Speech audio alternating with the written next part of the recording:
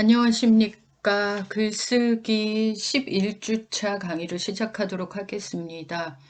자, 지난주에는 이제 여러분께서 10주차에 실제로 여러분이 설명문을 실제로 제출을 하셨어요. 그래서 해당 설명문을 읽고 제가 여러분에게 이제 첨삭을 해드렸는데요. 그 첨삭한 내용을 여러분께서 꼼꼼하게 챙겨보시고 제가 제안했던 방식대로 글을 다시 수정하셔서 저한테 보내주시면 되고요. 수정하는 과정에서 여러분이 생각건데 단락이나 아니면은 문장을 조금 더 제가 지적하거나 제가 이야기한 부분뿐만 아니라 조금 더 여러분께서 좋아지게끔 손을 보실 수 있다 라고 생각하신다면은 좀 더 작업을 하셔가지고 저한테 보내주셔도 되겠습니다.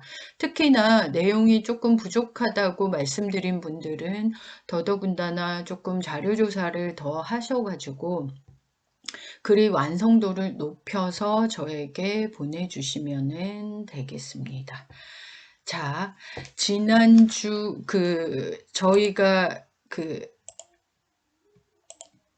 스케줄상으로 말 그대로 중간고사를 9주차에 보는 바람에 8주차 동영상 강의에서 여러분이 설명문이 무엇인지에 대해서 강의를 들으셨을 거예요. 그래서 8주차 설명문 내용을 숙지하시고 그 다음에 8주차의 설명문은 말 그대로 정보를 전달하는 것이 목적이었습니다. 그런데 오늘 공부하셔야 되는 내용은 여러분이 이제 가장 많이 쓰는 글 중에 하나인 논증문입니다. 이 논증문의 경우에는 사실 여러분이 어떠한 의견을 제시하고요. 그 의견에 대해서 객관적인 근거를 보여줌으로 인해서 읽는 사람으로 하여금 자기 생각은 그러하지 않았더라도 여러분의 글을 읽으면서 맞아 이 생각이 맞겠구나 라고 설득하는 것을 목적으로 하는 글입니다. 그렇기 때문에 동의를 얻어내고 나와 생각이 다른 사람도 이쪽으로 끌어오는 것이 목적이기 때문에 이러한 해당 글의 논증문을 쓰는 방법에 대해서 여러분과 같이 살펴보도록 하겠습니다.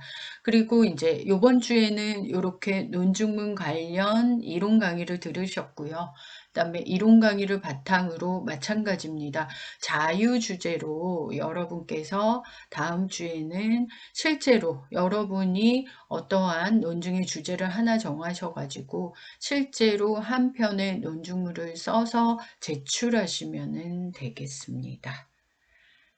되셨습니까?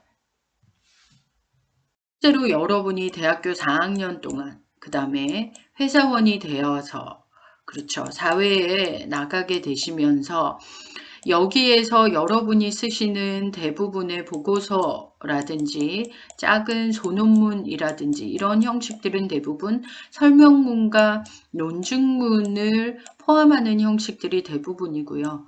사회에 나가시게 되면 이때도 마찬가지예요. 설명문 플러스 논증문 형태의 글들을 이제 월급을 받는다는 이유로 끊임없이 쓰게 되실 거예요. 예를 들어 뭐 기획안이라든지 그 다음에 보고서라든지 그 다음 여러분이 혹시 실수를 하셨다. 여러분 아니면 후배 혹은 직장 밑에 아래 직원이 실수를 했다. 경위서와 같은 것들을 작성하셔야 되고 뭐 프로젝트를 맡았다. 그러면 그 프로젝트의 전체 개요라든지 전체 안내라든지 프로젝트의 진행 방향이라든지 이 등등의 것들이 대부분 설명문 플러스 논증문으로 이루어진다고 보시면 될 거예요.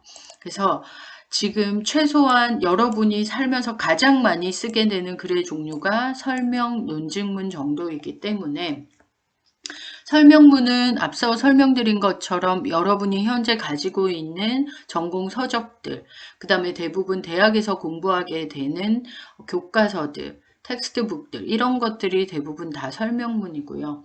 논증문은 목적 자체가 다른 사람을 설득하기 위해서 그래서 다른 사람의 의견, 내 의견을 다른 사람이 수용해서 내 의견에 동의하게 만드는 것이 논증문의 목적입니다.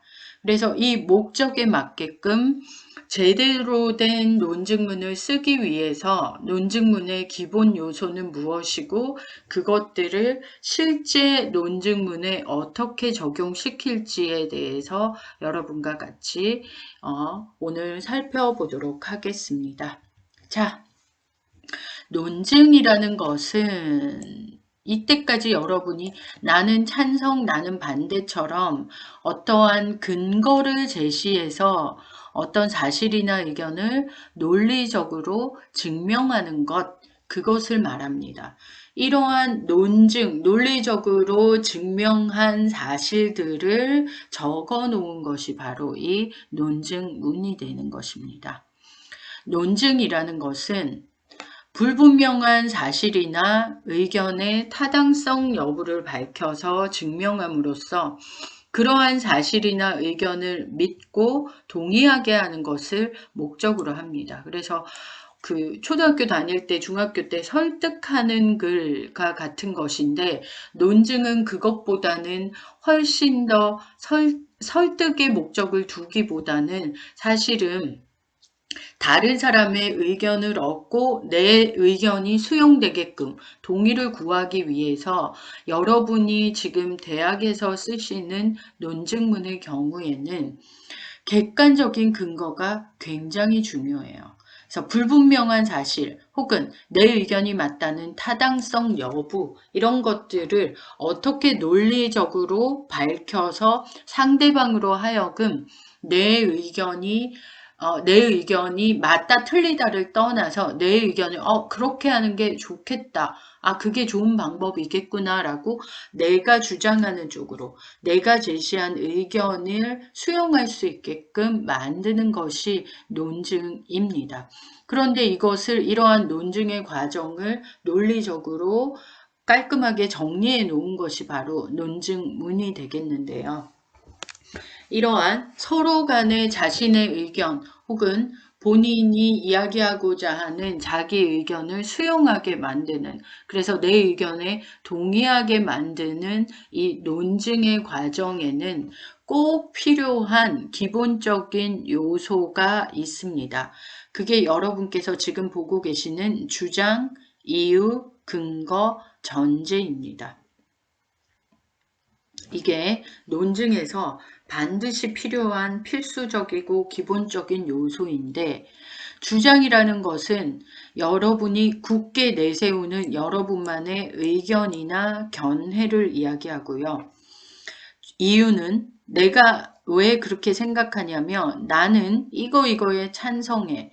나는 이것을 우리가 적극 활용해야 된다고 생각해 라는 주장에 대해서 뒷받침하는 진술 왜냐하면 뭐뭐뭐뭐 때문이야 와 같은 주장을 뒷받침하는 진술로 근거를 바탕으로 도출해낸 논리가 바로 이유가 됩니다. 그 다음에 근거는 이유를 뒷받침하는 아주 객관적인 사실입니다. 그래서 실제로 이 근거를 얼마나 정확하고 객관적이고 사실에 바탕한 근거를 제시하느냐에 따라서 여러분의 논증의 주장 전체가 흔들려 버릴 수도 있고 오히려 더 확고하게 상대방에게 이거 정말 괜찮은데 라고 상대방에게 쉽게 동의를 구할 수도 있는 것이 바로 이 객관적인 근거, 사실 근거 제시입니다. 그 다음에 이 전제라는 것은 여러분께서 이게 뭐지? 라고 생각하셨을 건데 이 주장이나 이유가 여러분의 의견이에요. 그렇죠?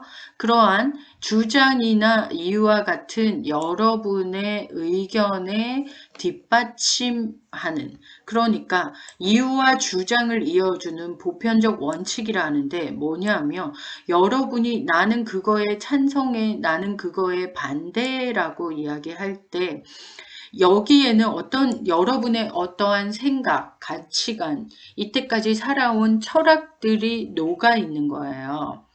예를 들어서 여러분이 나는 어떤 게 있을까요? 여러분이 나는 코로나 검사와 관련해서 한국식의 스타일이 좋다고 생각해 라고, 혹은 나는 코로나 확진자의 이걸로 합시다. 조금 더 확실하게. 나는 코로나 확진자의 동선을 공개하는 것에 찬성해. 나는 코로나19 확진자의 동선을 공개하는 것은 사생활 침해이기 때문에 반대해 라는 의견이 있을 수 있어요. 그래서 동선 공개에 찬성하는 쪽과 반대하는 쪽으로 이야기할 수 있겠죠. 실제로 우리나라의 경우에는 이 찬성하는 쪽이 훨씬 더 많기 때문에 실제로 코로나19 확진자의 경우에 몇 시, 언제, 몇 시에 어디를 다녀갔는지를 여러분들께서 질병본부 홈페이지나 아니면은 각 도청의 홈페이지에 접속하시면은 상세하게 나와 있습니다. 근데 반대하는 입장의 경우에는 보통 프랑스가 이와 관련해서 반대 입장을 많이 내고, 그래서 동선을 공개하는 것에 대해서 사생활 공개라는 등 뭐 이런 식의 이야기들을 얘기하고 있지 않습니까? 그러면 어떤 사람의 경우에 우리나라에 같이 사는 한국인이라고 하더라도 나는 동성 공개에 반대라는 의견을 가지고 있는 사람의 경우에는 어떠한 전제를 가지고 있냐면은 나는 그 무엇보다도 인간의 사생활이 인간 자체에 대한 사생활이나 인간에 대한 사생활이 꼭 지켜져야 돼.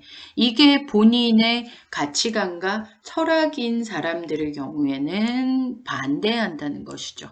그러나 그게 아니라 나는 개인의 사생활도 중요하지만 이게 그냥 뭐 밝히고 안 밝히고에 따라서 그 사람이 잠깐 기분 나쁘고 아니고의 문제가 아니라 다른 다수의 사람들의 건강이나 생명과 직결되기 때문에 이러한 순간에는 개인의 사생활보다는 집단의 건강이 더 중요하다라는 것이 내 가치관과 세계관이라면은 이러한 가치관과 세계관을 가진 사람들은 확진자의 동선 공개에 찬성을 한다는 것이죠. 즉 여러분이 어떤 사고와 어떤 가치관과 어떠한 철학을 가지고 있느냐에 따라서 여러분의 주장은 이런 식으로 완전히 달라진다는 것입니다. 그래서 이 전제라는 것은 사실은 이미 여러분의 마음속에 여러분의 가치관과 철학과 세계관으로 자리 잡아 있어요. 그렇기 때문에 나중에 여러분이 하는 주장 속에 이 전제가 녹아 들어가 있을 거예요. 되셨죠? 자, 이제 선생님 정확하게 지금 무슨 얘기 하시는지 잘 모르겠어요. 주장과 이유가 어떻게 다르고 전제랑도 또 어떻게 다른지 명확하게 이해할 수가 없습니다. 라고 이야기하실까봐 제가 논증의 예시를 하나 가져왔어요. 자, 논증의 기본적인 요소가 주장, 이유, 근거, 전제라고 앞서 말씀드렸습니다. 근데 이러한 논증을 예를 들어서 제가 설명해 볼게요.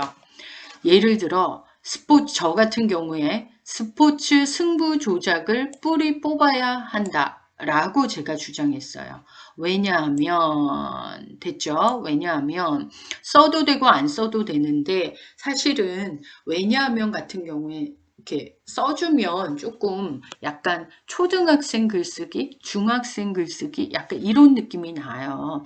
근데 쓰는 게 불안하지 않으시면 나는 쓰는 게 더 좋아 안 쓰면 불안해 라고 생각하시면 쓰셔도 문제는 없어요. 단 반복적으로 여러 차례 쓰지 마세요. 그러면 글이 지저분해질 수가 있기 때문에. 자, 내 주장은 스포츠 승부 조작을 뿌리 뽑아야 한다. 왜냐하면 스포츠가 부패한 돈벌이 수단으로 이용되어 스포츠 기본 정신을 심각하게 훼손하고 있기 때문이다.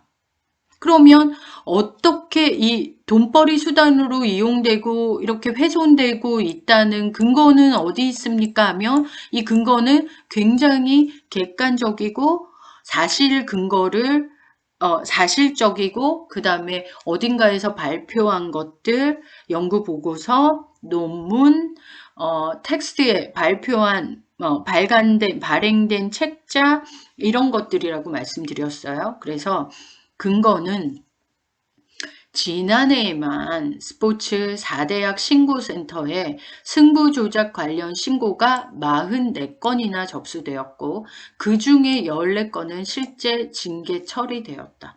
이것은 지난해에 실제로 이 신고센터에 신고 접수된 건수, 그 다음에 이 중에서 14건의 경우에는 실제로 승부조작이 이루어져서 이게 징계 처리된 사실이지 않습니까? 그래서 이것을 근거로 제시한 것이죠. 그 다음에 사실은 일반적으로 주장, 이유, 근거 정도로 이루어지는데 보세요. 전제가 어떤 것인지 여기서 구경합니다. 제가 스포츠 승부 조작을 뿌리 뽑아야 한다라고 주장을 한 데에는 저의 생각, 저의 가치관, 저의 세계관, 저의 철학에는 스포츠의 기본 정신은 정정당당하게 승부를 겨루는 것이다 라는 것이 저의 상식인 것이죠. 그러다 보니까 이러한 제 상식과 가치관과 철학을 기반으로 하여서 나는 스포츠 승부 조작은 나쁜 거야. 그래서 뿌리 뽑아야 해. 라는 주장이 나오게 된 것이에요. 근데 이런 식으로 모두 다 똑같은 전제, 똑같은 상식만 가지고 있는 게 아니에요. 어떤 사람의 경우에는 정정당당은 무슨 정정당당. 스포츠는 무조건 이기고 봐야 해. 승리하는 것이 가장 중요해. 라는 것이 전제라면은 스포츠, 그렇게 생각하는 것이 스포츠는 승리해야 의미가 있고 1등만이 기억되고 무조건 이겨야 하는 것이 스포츠다. 라는 것이 그 사람의 상식이고 세계관이고 그 다음에 그 사람만의 철학이라면은 주장은 전제가 이렇다면은 주장은 어떻게 되겠어요? 스포츠 승부 조작은 필요악이다 이렇게 될 수 있는 거죠. 어쨌든 이게 나쁜 짓은 나쁜 짓이야. 하지만 필요해. 왜냐면 스포츠라는 게 일단은 이거든 저거든 이기고 봐야 하는 것이다. 라는 것이 상식이니까요. 그럼 이 사람의 주장은 스포츠 승부 조작은 때때로 필요하다. 라는 것이 주장이 되겠죠. 왜냐하면 스포츠라는 게 1등을 해야지만 돈을 벌 수 있고 1등을 해야지만 상금을 받고 1등을 해야지만 다음번에 또 다른 어떠한 대회에 출전할 수 있는 기회를 주기 때문에 반드시 스포츠 승부 조작의 경우에는 필요할 때는 때때로 해도 된다. 라는 이유를 들 수 있는 것이죠. 그러면 그 근거는 무엇이냐? 라고 했을 때 찾아보면 되는 것이죠. 각종 논문이나 책이나 스포츠와 관련된 어떤 보고서나 이런 것들을 여러분께서 검색해 보시면은 뭐가 있냐면은 도대체 몇 등까지 해야지 다음 해에 그 대회에 참여할 수 있는, 그 대회에 참가할 수 있는 티켓을 주는지에 대해서 조사해보고 그 다음에 굉장히 실력이 좋음에도 불구하고 서로 겨루어 가지고 다른 나라의 메달을 뺏기는 경우 예를 들어 사실 우리나라의 쇼트트랙 같은 경우에 굉장히 이렇게 돌아가면서 금메달을 따게끔. 그래서 팀 플레이의 경우에는 그 한 사람이 앞에서 질주를 하게 만들고 나머지 2, 3등의 한국인 선수들이 그 1등으로 치고 나가는 사람을 미리 결정해서 서로 약속을 통해서 그 사람이 이번에는 1등을 하고 다음번에 돌아가면서 2, 3등을 했던 또 다른 선수가 1등을 할 수 있는 기회를 주고 다시 그 다음에는 3등을 했던 이번 대회에 3등으로 했던 친구가 1등을 할 수 있는 기회를 주고 이런 식의 전략을 꽤 오랫동안 썼어요. 그래서 실제로 본인이 다른 한국인 선수를 제치고 1등을 할 수 있는데도 불구하고 이 전략상 앞으로 나가지 않고 다른 선수가 1등 할 수 있게끔 이렇게 병풍이 되거나 바람막이가 되어서 다른 나라 선수들이 치고 나오지 못하게끔 하는 전략을 계속 꽤 오랫동안 우리가 이게 전략 전술이라고 해서 해왔단 말입니다. 그러면 이제 그런 것들에 대한 폐해라든지 문제점을 다룬 다큐멘터리라든지 르포라든지 칼럼이라든지 뭐 신문 기사라든지 이런 것들을 여기에서 찾아와서 근거로 대면 되는 것이죠. 되셨나요? 이렇게 여러분의 상식과 가치관이 어떤 것을 전제로 하는지에 따라서 이 주장이라는 것이 완전히 달라질 수 있고 주장이 달라지면 이유와 근거는 따라서 달라진다는 것이죠. 되셨나요? 그래서 이 전제의 경우 스포츠 기본 정신은 정정당당한 것이다와 같이 누구나의 상식이라면은 굳이 이 전제가 글 속에 드러날 필요가 없습니다. 그러나 스포츠라는 거 일단 이기고 봐야 돼 라는 게 사실 우리 모두의 보편적인 상식이기가 어렵지 않습니까? 그러면 이 경우에는 독특하고 굉장히 특별한 전제이기 때문에 글 속에서 내가 스포츠 승부 조작은 때때로 필요해와 같은 주장을 펼치게 된 이 전제의 경우에도 글 속에서 나타내 줘야 된다는 것이죠. 그래서 볼게요. 조금 전에 한 것은 저는 제 상식은 제 가치관은 스포츠는 정정당당 이게 제 가치관이기 때문에 스포츠 승부 조작을 뿌리 뽑아야 한다 이게 제 주장이었어요. 그렇죠? 그러면은 이 주장, 이유, 근거 이 전제의 경우에는 저뿐만 아니라 한국 사회에서 보편 타당한 상식이니까 굳이 글에 써줄 필요는 없습니다. 누구나 생각할 수 있고 누구나 상상할 수 있는 보편적인 상식이기 때문에 굳이 써주게 되면 군더더기 표현이 되기 때문에 안 써주는 것이 더 깔끔한 것이죠. 그러면 보세요.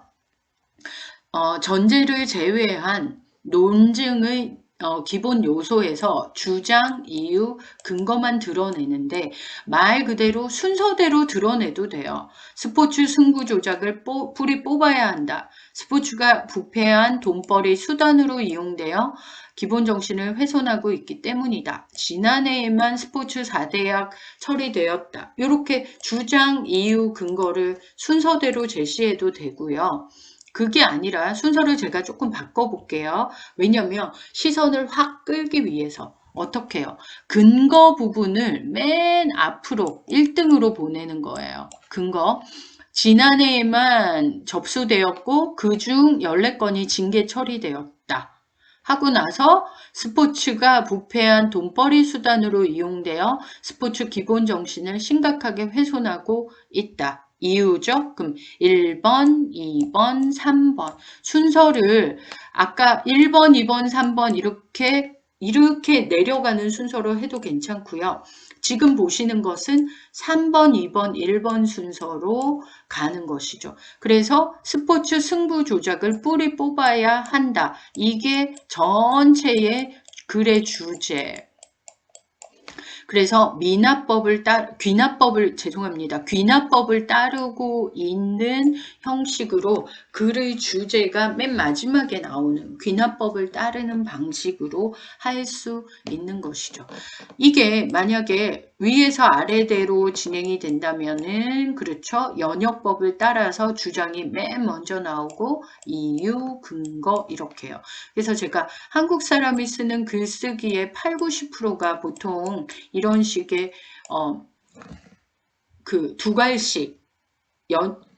갈씩 형태를 띈다고 말씀드렸고요. 이런 식으로 미갈식인 귀납법의 경우에도 뭐 쓸 수 있다라고 말씀을 드렸어요. 그래서 이 논증의 과정에서 논증 요소들이 제시되는 순서는 중요하지 않아요. 실제로 이 주장, 이유, 근거, 특별할 경우에 전제가 이 글 안에 드러나 있기만 하면 되기 때문이에요.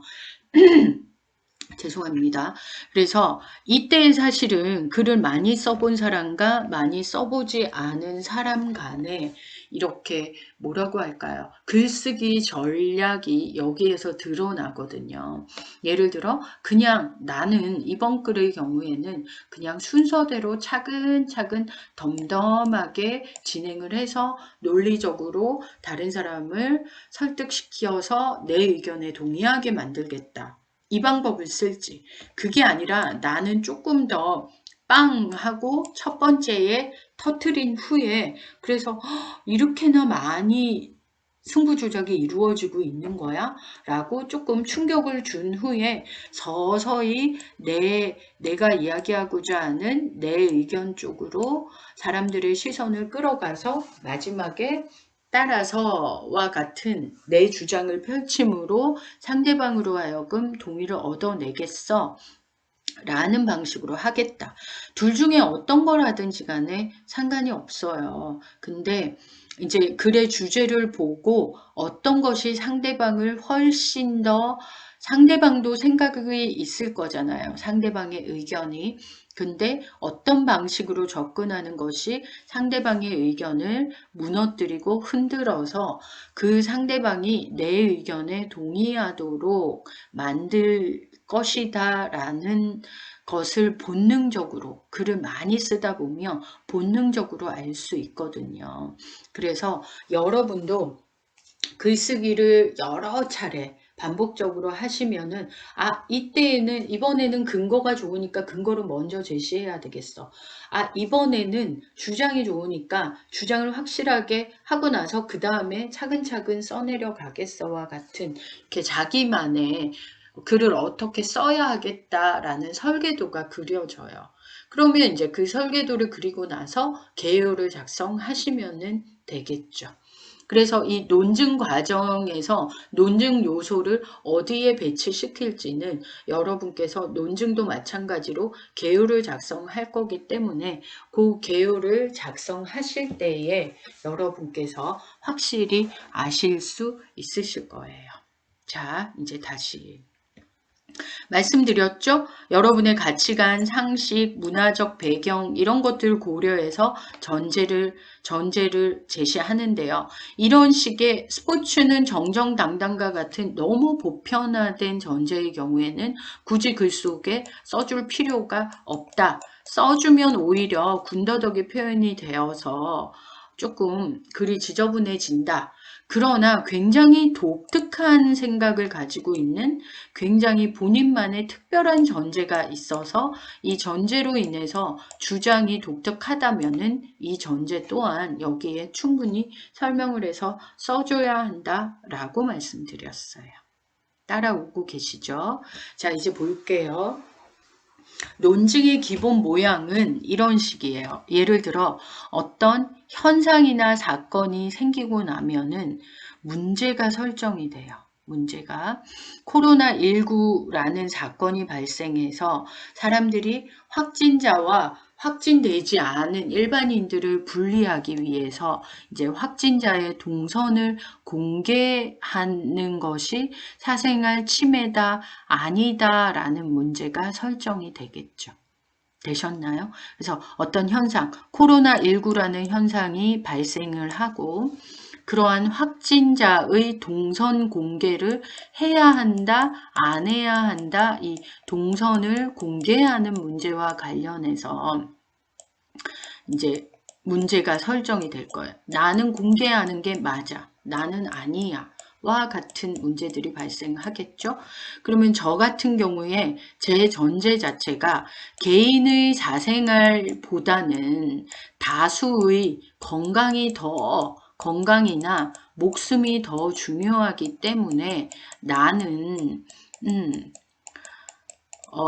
내 전제는 이것이기 때문에 그래서 나는 동선을 공개해야 된다고 생각해. 나는 동선 공개에 찬성. 이게 제 주장이에요. 왜냐하면 써도 되고 안 써도 되는데 웬만하면 안 쓰시는 걸로. 그렇죠? 왜냐하면 여기에 조금 전에 말했잖아요.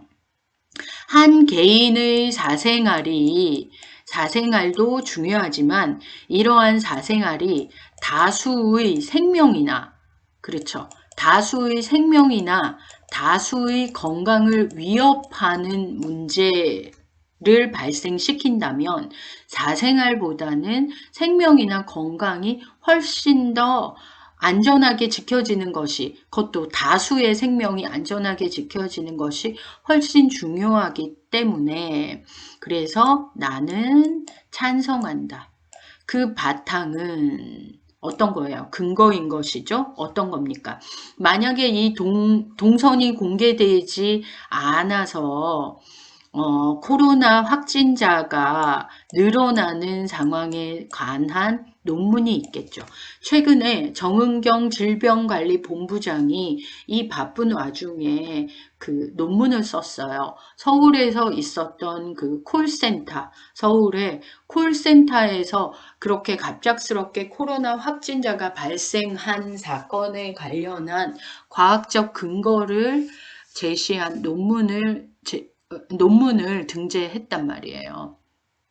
이 논문이라는 게 어떤 거냐면 그 콜센터 안에서의 룸의 구조, 그 다음에 그 사람들이 마스크를 착용하지 않아서 그 사람들의 침방울, 비말들이 어떻게 어떤 방향으로 튀었는지, 그 다음에 그 사람들이 비말을 튀는 일정한 방향이 있었는지 등등과 관련된 논문을 제출했어요. 그래서 그러한 논문을 근거로 해도 되고 두 번째는 일반적으로 전염병이 발생했을 때에 이 전염병이 우리나라에 혹은 우리나라 정도 사이즈의 국토에 전파되는데 걸리는 시간들을 계산해 놓은 것이 책에 있어요. 그러한 근거를 바탕으로 하거나 혹은 중국에서는 이미 이 코로나19가 지나갔다라고 얘기하지 않습니까? 그래서 중국에서 이 확진자 관리를 어떻게 했는지 확진자를 오픈했을 때에